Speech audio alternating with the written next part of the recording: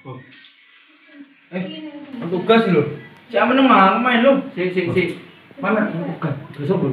Iki sorry. Si. PKN iki. Iki sorry tak garap. Iki. Ayo. Si, mari di koran iki aku koran iki. Garap enggak? Iya, cek mari koran iki. Ngelek.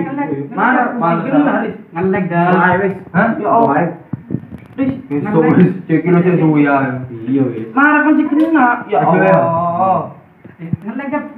Kan garap wis. Meneng alo kondisi meneng alo. Mari meneng. Marah iki tugas si raut. Meneng wis ngantuk aku. Aku sing ngantuk gak munggah. Aku sing main. Si keras iki lho. Ayo wis. Si. Aduh, dike aku lho. Iki esok terakhir. Nanti aku wis si. Meneng ngono ka. Marah meneng iki tugas kok. Meneng ngon. Si. Kan siki kan. Nyopo kon ya. Meneng. Sing ngono ae. Ayo. Jangan kok garap pisan kok garap kabeh. Jangan besok masih ono. Terus. Ayo, set. Apa? Besek. Iya, benar lho. Aku kena kon. Nah, itu tadi sedikit gambaran tentang pembelajaran daring yang terjadi secara umum. Dipersembahkan oleh kelas 12 PMT Kaliber SMK 5 Jember. Nah, bukan itu aja yang kita persembahkan. Berikut ini ada puisi loh. Jadi, puisi ini berasal dari 3 kata yang disusun menjadi satu kalimat oleh masing-masing siswa di kelas 12 PMT. Kemudian, dari setiap kalimat yang sudah mereka susun, dihubung-hubungkan untuk menjadi sebuah puisi. Berikut puisinya, selamat menyaksikan. Puisi ini berjudul Pendidikan Karantina Pendidikan online setiap waktu, menyusahkan yang susah, sangat menguras kuota, merindu uang saku, tugas yang menumpuk, dikejar-kejar waktu, terhalang oleh sinyal, kesulitan memahami pelajaran, sangat menyusahkan. Sekolah daring kreatif, belajar lebih efektif. Jaringan bukan alasan, bisa membantu orang tua. Tak pernah bertatap muka, perjuangan belajar mandiri, tantangan menjaga kefokusan, bosan di rumah saja, ingin sekolah cepat dibuka, merindu suasana praktikum, sekolah yang melelahkan, materi tidak masuk di otak, malas mengerjakan tugas, tak ada candaan, bikin kepala pusing.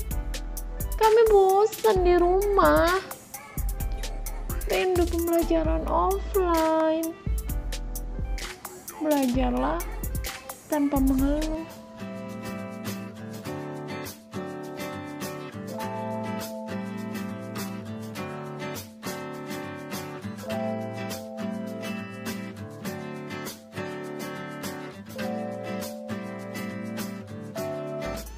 Oke, hari ini kita akan belajar mengenai manajemen mutu. Tapi sebelum lebih lanjut kita belajar, kalian sudah tahu belum sih apa itu mutu?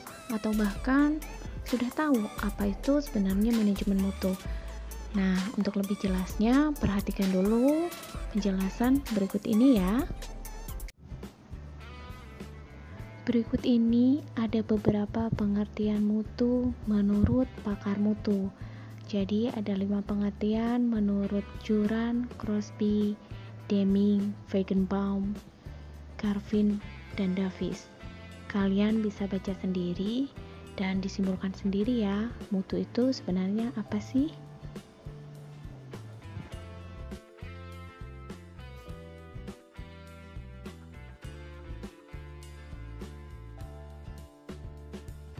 Jadi, Kesimpulan mutu menurut pakar mutu itu ada 3 hal: mencakup usaha, memenuhi atau melebihi harapan pelanggan, mencakup produk, tenaga kerja, proses dan lingkungan, dan yang terakhir merupakan kondisi yang selalu berubah.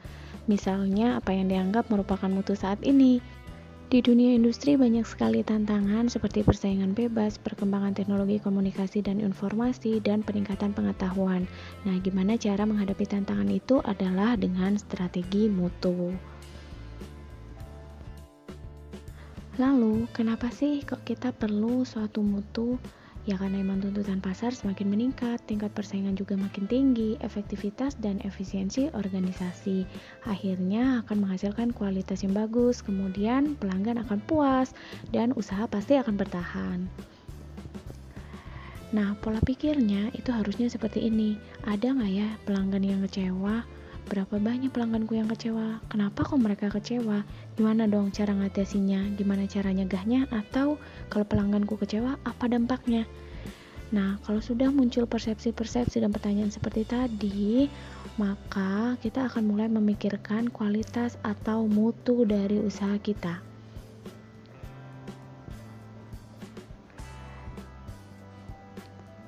Setelah kita mulai memikirkan mutu, maka akan muncul customer satisfaction, intimacy, dan advocate customer. Kalian baca sendiri apa yang saya sebutkan barusan ya.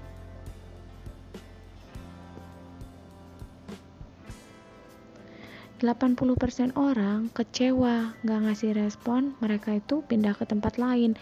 Artinya usaha tersebut tidak bisa memuaskan pelanggannya atau bisa dikatakan mutunya rendah.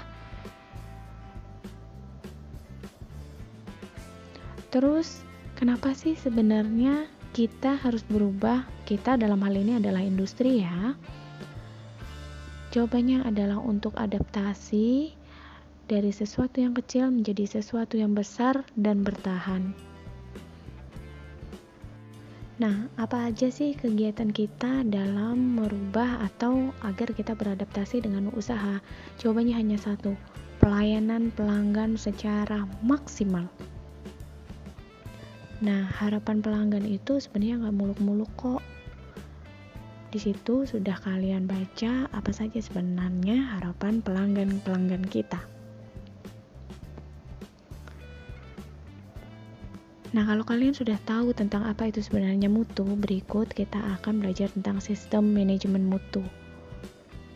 Kalau kalian tadi sudah belajar mengenai pengertiannya, sekarang apa hubungannya dong Bu? Mutu, manajemen mutu, dan puisi yang kita buat. Jadi begini, kalian membuat puisi kan dari 3 kata yang dihubungkan menjadi satu kalimat, dan masing-masing anak membuat kalimat yang tidak boleh sama.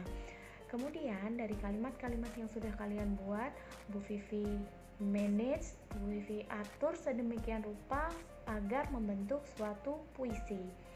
Nah, hasilnya apa? Yang sudah kita manage saja itu masih acak-adul.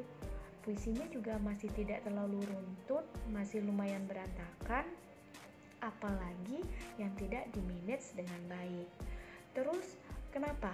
Kok puisi kita masih kurang bagus kualitasnya, masih kurang enak didengar?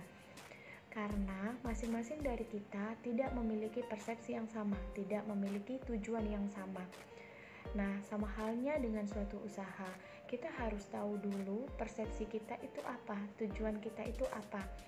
Yang jelas, untuk menghasilkan suatu usaha yang berkembang, kemudian yang bisa bertahan lama, yang pertama yang dijaga adalah mutu. Dan untuk menghasilkan mutu yang bagus ini, persepsi atau tujuan kita harus sama, yaitu kepuasan pelanggan. Itu artinya dalam membuat sesuatu kita harus menentukan dulu tujuan kita itu apa. Sementara kalau nanti kita sudah tahu tujuannya apa, baru kita bisa manage dengan baik. Itu yang dinamakan manajemen mutu. Jadi kalian sudah paham kan ya sampai sini apa itu manajemen mutu, kemudian mutu sendiri itu apa? Nah, nanti di pertemuan berikutnya kita akan belajar lebih lanjut lagi mengenai manajemen mutu yang terbagi dalam ISO 9001 dan ada apa lagi? Kita tunggu di pertemuan berikutnya. Sekian, makasih. Wassalamualaikum warahmatullahi wabarakatuh.